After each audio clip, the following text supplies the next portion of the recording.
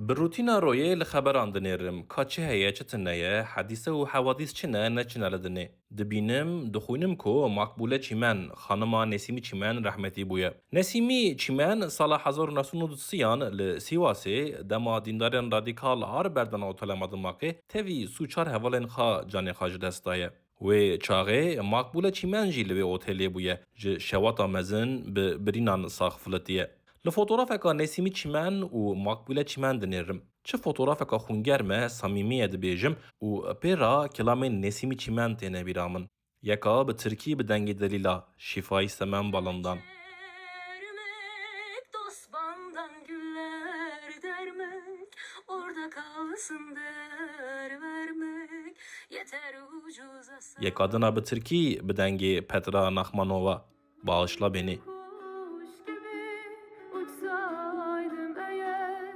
gelmek mümkün değil, başla beni. û yeka bi kurmancî bi dengê wî heval heval. Vali hevem mal bevaya ilanda kevem em kelle hevdirdi kevem tende biri hevde kevem heval heval. İnsan dimre. Dimre insan dimînin kilamên sevda ser. Ew kilamên ku xajdilê şewitî dane der. Godarên delal ematin dawiya bernameya xwe Perxudres Podcast her pênçem di saet 5:05 PM da bi xelekeka nû bi we raye. Vê gavê bi xatirê we.